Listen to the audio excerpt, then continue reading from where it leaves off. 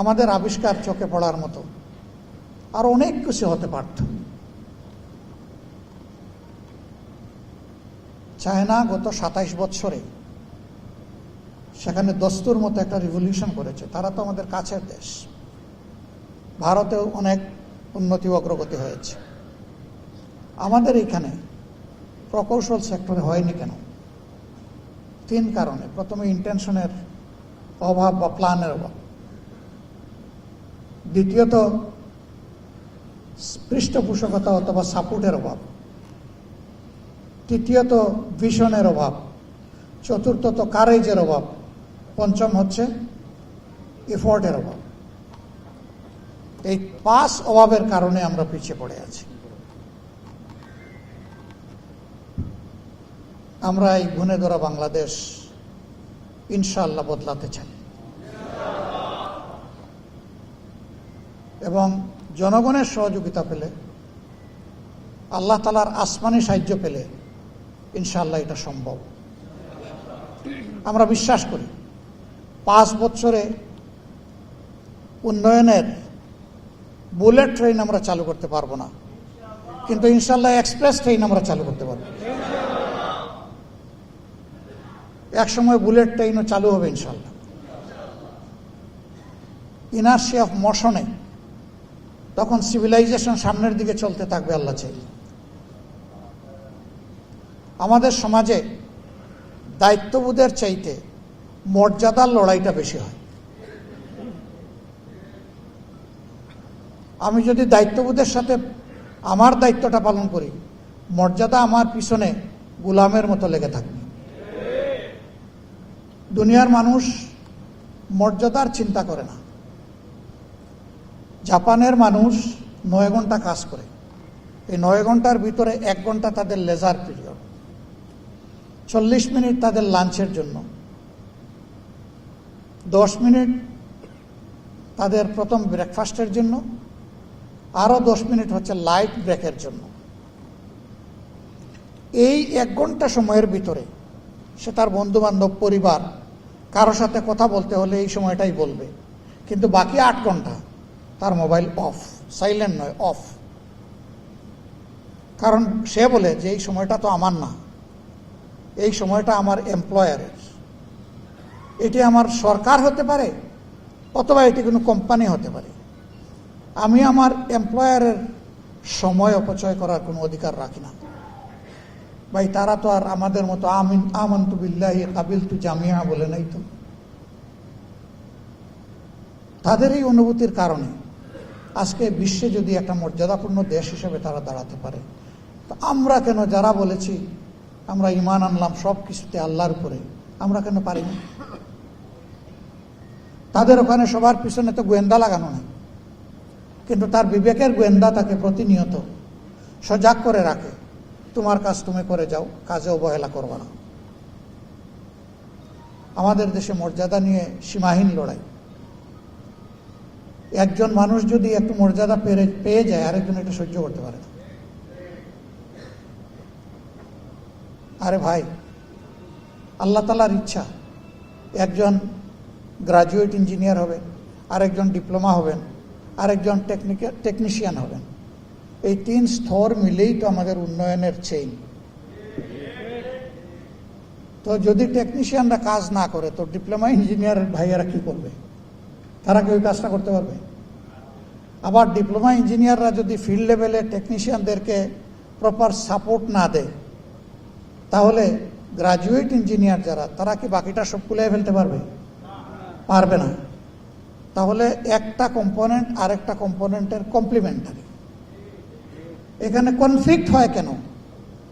এখানে তো কমপ্লিমেন্টারি হবে, কমপ্লিট হবে না, কিন্তু আমাদের হয় কনফ্লিক্ট।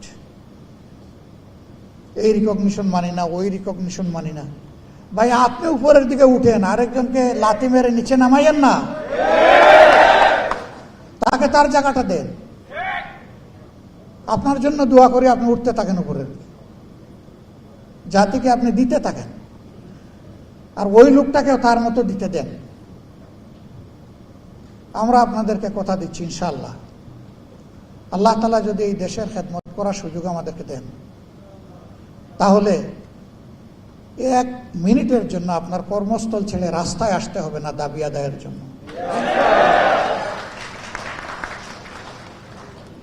ইনসাফের ভিত্তিতে যার যেটা পাওনা সেটা তার হাতে তুলে দেওয়া হবে। আমাদের কমিটমেন্ট বেসিক তিনটা।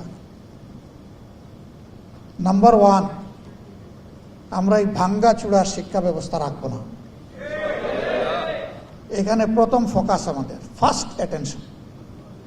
আমার মেরুদণ্ড নাই তো আমি দাঁড়াবো কিভাবে, আমি বসবো কিভাবে? মেরুদণ্ড ছাড়া তো শুইতেই পারবো না, আমি তো একটা ফুটবল হয়ে যাব। প্রথমে মেরুদণ্ডেই চিকিৎসার জন্য হাত দিতে হবে। এখন কেউ যেন আবার অপপ্রচার না করে যে উন্নয়নের শিক্ষা বাদ দিয়ে এখন শুধু হাদিস কোরআনের শিক্ষা দেওয়া হবে। আরে ভাই, হাদিস কোরআনের ভিতরেই তো সব উন্নয়ন আছে, এবং এটাকে সাপোর্ট করতে গিয়ে দুনিয়ার যত উন্নয়নের শিক্ষা সব ইনকর্পোরেট করা হবে ইনশাল্লাহ।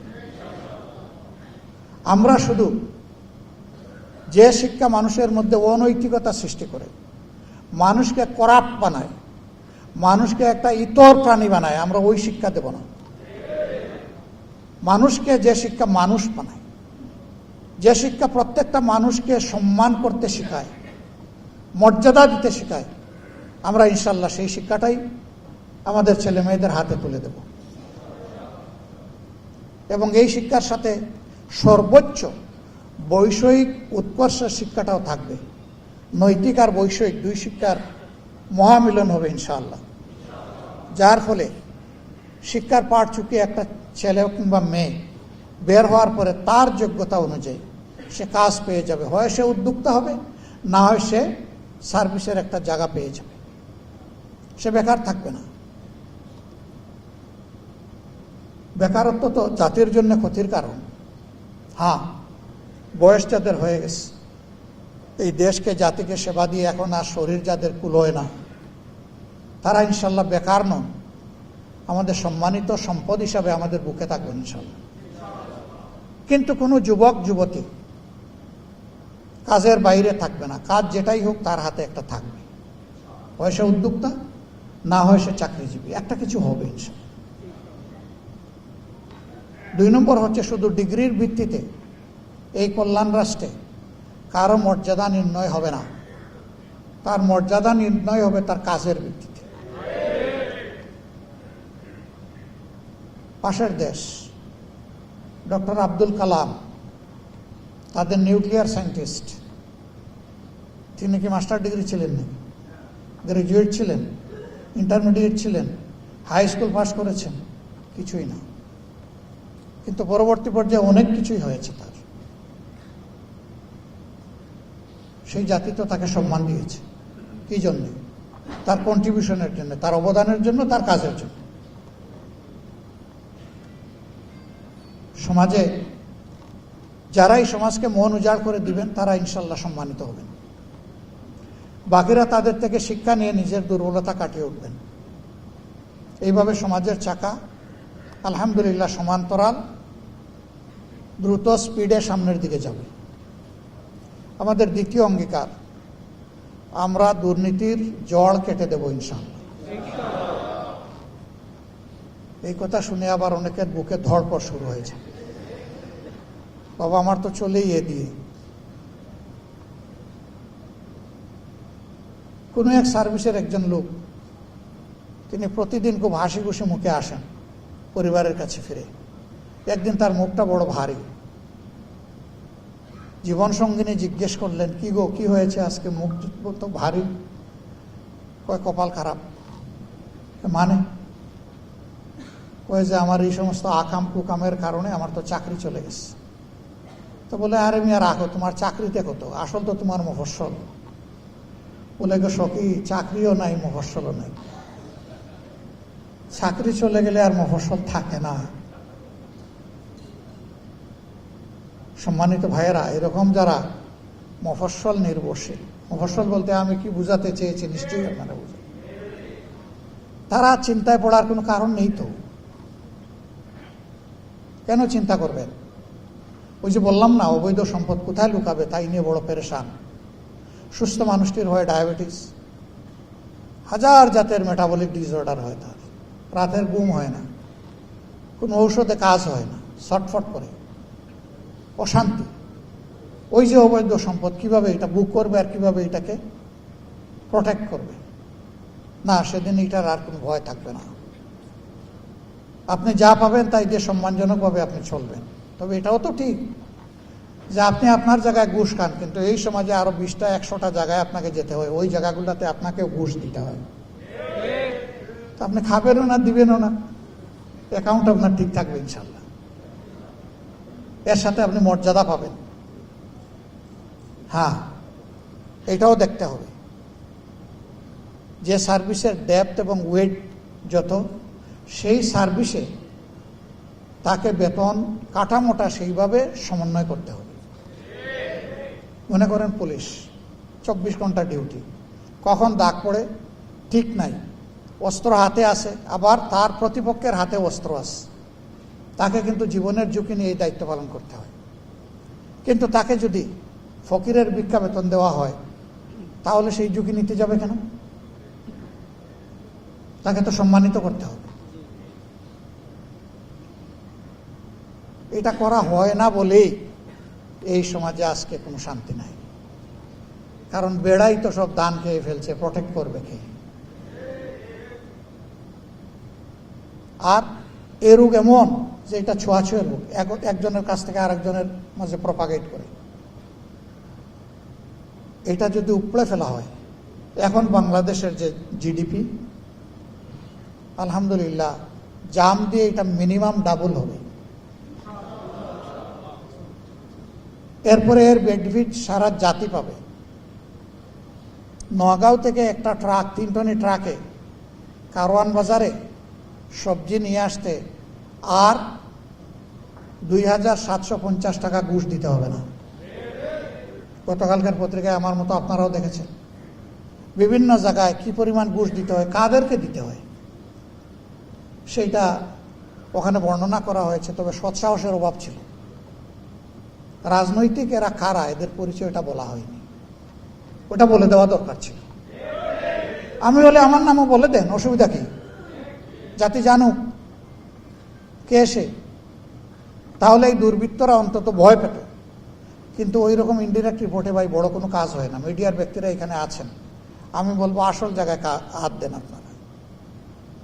সাদাকে স্পষ্ট করে সাদাই বলবেন, কালোকে কালো বলবেন। সেই কালো আমি হলে আমাকেও ছাড় দেবেন না। তাহলেই মিডিয়ার যে স্লোগান, যে মিডিয়া হচ্ছে জাতির দর্পণ, ইয়েস, এটা ফুলফিল হবে। আর সাংবাদিক হচ্ছেন জাতির বিবেক। এই দুই জিনিস সোনায় সোহাগায় সমন্বয় হয়ে যাবে ইনশাআল্লাহ। আমি জানি অনেক অবৈধ চাপ আপনাদেরকে বিব্রত করে।